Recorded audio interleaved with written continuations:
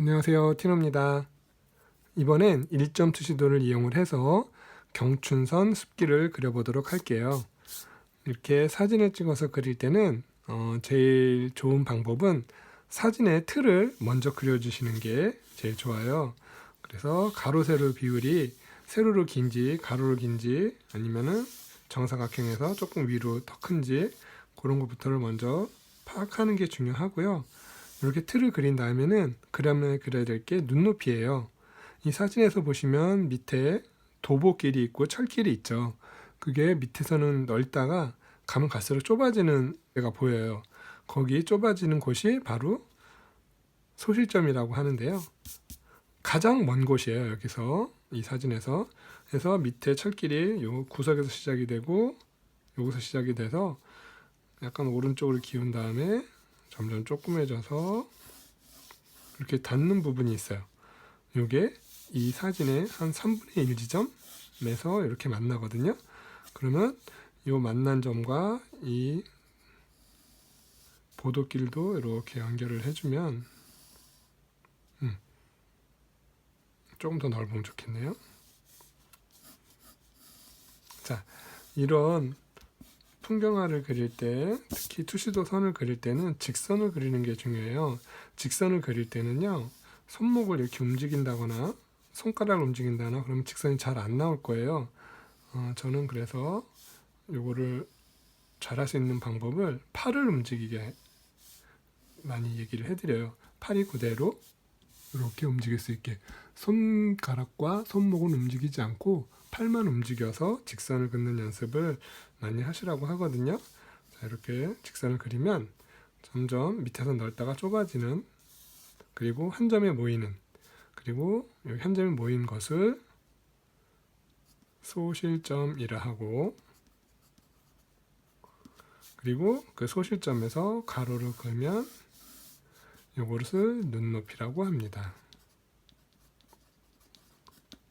눈높이는 앞으로 건물을 그릴 때나 아니면 풍경화를 그릴 때 항상 제일 먼저 강조하는 거예요. 그래서 건물을 그릴 때도 눈높이를 먼저 잡은 다음에 소실점 위치를 잡고 그 다음에 수평 수직선 아니면은 투시에 들어가는 요 사선을 그리게 하거든요. 여기서는 한 점이 하나로 모이기 때문에 이걸 1점 투시도라고 해요. 1점 투시도의 특징은 수직과 수평으로만 돼 있어요. 그리고 점점 멀어지는 원근의 그런 가로 옆으로 보이는 부분만 이렇게 사선이 되고 나머지는 전부 직선, 세로선과 가로선으로 이루어지게 됩니다. 그래서 이 보도 같은 경우도 이렇게 가까운 데서 멀어질수록 점점 좁아진 데가 있고요. 그리고 그 한 칸 한 칸이 앞에선 넓다가 뒤로 갈수록 점점 좁아지는 것을 볼 수가 있어요. 그리고 뒤로 가면서는 좀 잘 안 보이게 되고요. 그리고 멀리 갈수록 흐리게 그려주시면은 원근감 나타내기가 좋아요.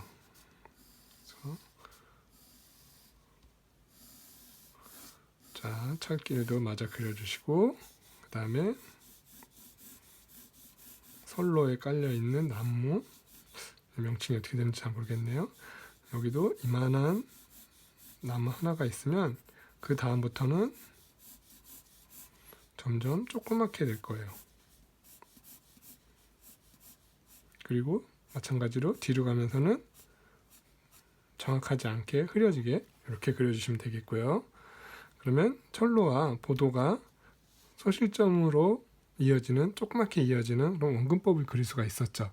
그런 다음에 그 옆에 나무가 있어요. 자, 여기에 제일 앞에 나무가 하나가 있고 이 나무의 크기가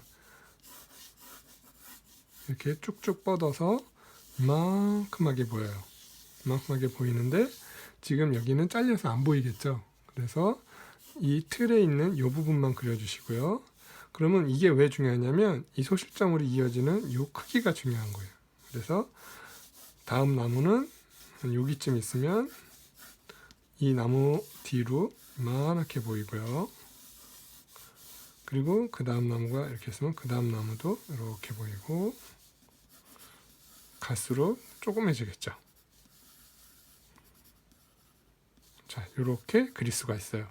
그리고 오른쪽 나무도 보시면 여기 산을 막은 옹벽도 있고요. 뚝 옆으로 여기 나무가 이거 부채형 나무네요. 부채형 나무가 이렇게 있겠고요.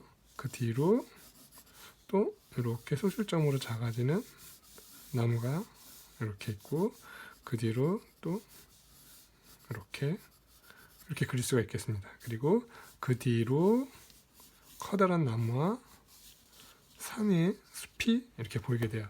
이렇게 되면 기본적으로 스케치가 끝나게 되는 겁니다. 자, 정리 한번 하면 길이 점점 좁아져서 점으로 보이게끔 좁아지는 것을 먼저 찾아서 그 소실점을 먼저 찾은 다음에 그 소실점으로 수평선을 그리면 눈높이 선이 된다는 거. 그리고 이것은 지평선이기도 해요. 만약에 이 옆에가 물이라면 수평선이 될 수도 있고요. 네. 그런 다음에 이제 나무 표현을 해보도록 하겠습니다. 빛은 지금 왼쪽에서 왔어요. 왼쪽에서 와서 그림자들이 이렇게 나무 오른쪽으로 지고 있죠. 그래서 이쪽 나무들은 지내야 돼요. 그래서 사선,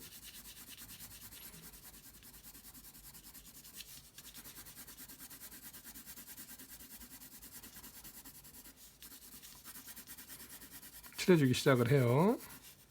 그래서 중간중간 띄게 되면, 자, 띈 곳에 오히려 진한 나무 선이 보이면 된다 그랬죠.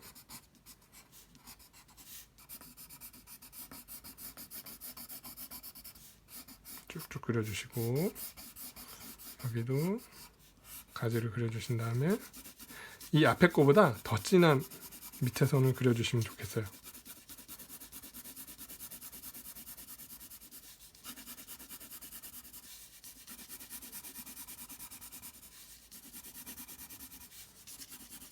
계속 사선으로 오른쪽으로 가면서 진해지게. 그리고 여기까지는 굉장히 이 두 그룹까지는 진하게 그려주세요. 어두운 부분을. 그런 다음에 이쪽 뒤로 갈수록 점점 흐려지게, 그리고 불명확하게 그리고 밑에서 위로 가는 가지를 그려주시고,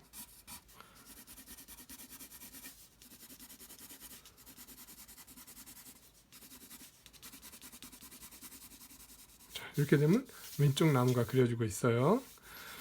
그래서 이 사선 1편부터 그리던 이 사선을 잘 그려주시고, 그리고 옆에 이 나무 뒤로 도로가 살짝 보여요. 그리고 밑에는 나무들이 있는데요. 잘 안 보이죠? 그런 거는 아래에서 위로 이렇게 M자를 그리듯이 풀같이 그려주시고, 당연히 멀가스를 흐려지게 해주고요. 잘 모를 때는 사선이 아니라 세로선으로 이렇게 그려주시면 되고요. 자, 사선만으로 왼쪽 나무를 완성을 시켰어요. 그러면 여기에 제일 앞에 있는 나무가 굉장히 진하거든요. 그러면 마찬가지로 사선으로 조금 더 자세하게 표현을 해볼게요. 너무 자세하게 그리지 마시고, 자, 있는 힘을 다해서 꾹꾹 누릅니다. 부러져도 괜찮다 그랬죠. 부러지면 드디어 한 단계 올라서는 겁니다. 전문가의 길로. 자, 이렇게 맨 앞에 거에서 제일 오른쪽 부분을 진하게, 밑에도 마무리를 진하게 사선으로 해주시고, 그 다음 거는 조금 더 약하게 중간중간 띄워주는 거예요. 그 다음에 띄워진 데를 가지를 연결하듯이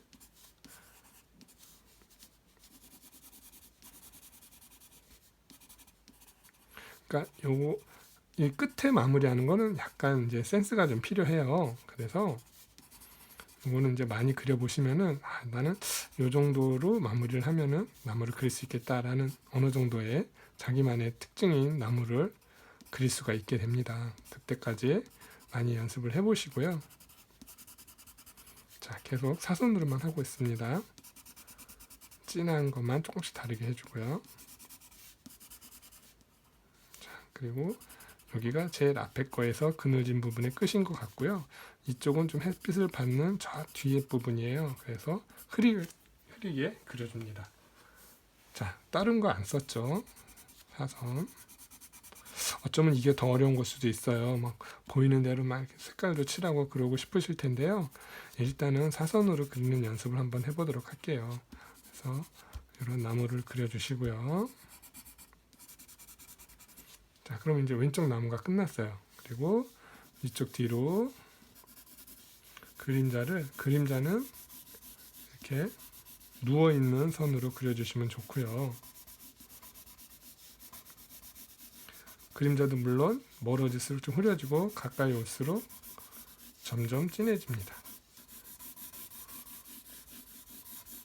자, 이렇게 선을 그려주시고 선로를 다시 한번 앞에는 진하게 눌렀고 뒤로 가서 점점 약하게 그려줘 보세요. 이렇게 진하고 점점 약하게.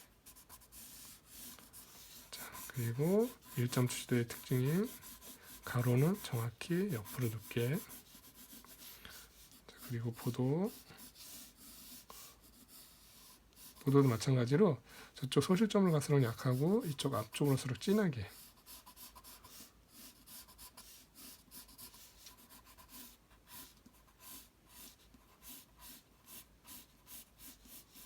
자, 이렇게 보도까지 그려주시고 여기는 이제 오른쪽에서는 빛을 받기 때문에 조금 밝고요. 이만큼까지가 그림자라고 생각을 하시고, 자, 이제 오른쪽에 부채형 나무를 그려볼게요. 빛을 받았으니까 이쪽은 밝고 이쪽은 어둡겠죠.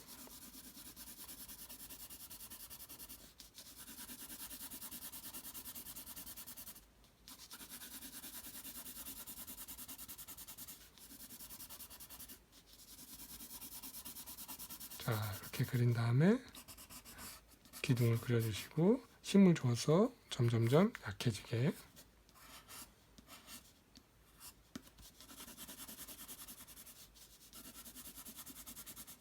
그리고 뒤에 나무가 하나 더 있죠. 여긴 빛을 받아서 조금 밝고요. 뒤에 나무는 이 뒤에 부분을 좀 진하게 해주시는 거예요. 그리고 앞에는 조금 밝게. 자, 이렇게 하면 이 두 개까지는 뒤에 나무를 좀 진하게 해서 앞에 밝은 부분을 표현해주고요. 여기서부터는 이제 다시 점점점 흐려지는 나무를 그려주시면 되겠어요. 그리고 밑에 동글동글하게 M자로 나무 표현을 해주시고 마찬가지로 사선으로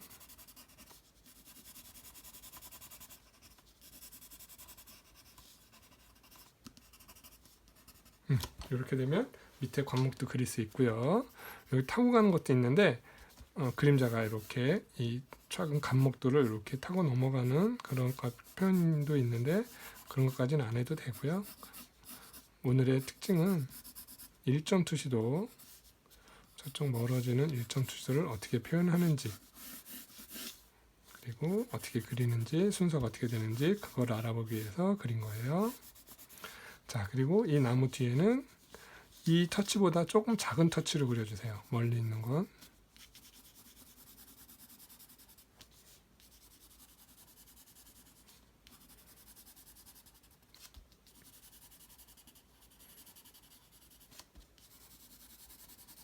그리고 여기서 이 진해지는 부분이 이 앞에 나무의 외곽선이라고 보시면 돼요. 이렇게 돼 있는 거.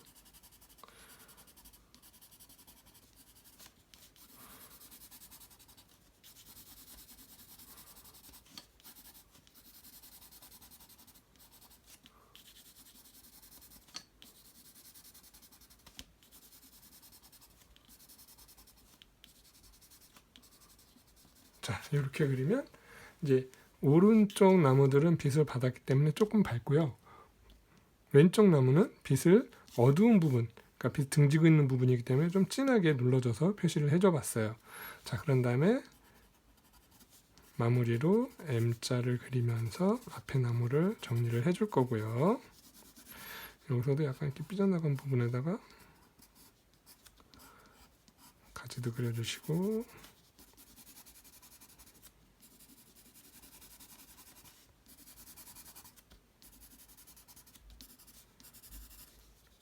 자, 밑에선 W로,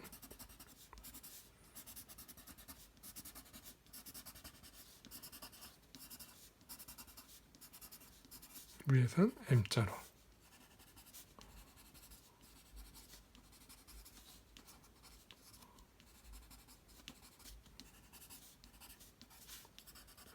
자, 그리고 이쪽 뒷선 잘 안 보이는 쪽은 그냥 사선을 다 떼어주시고, 이 뒤에 산과 앞에 나무의 경계선은 앞에 나무를 진하게 그려주면서,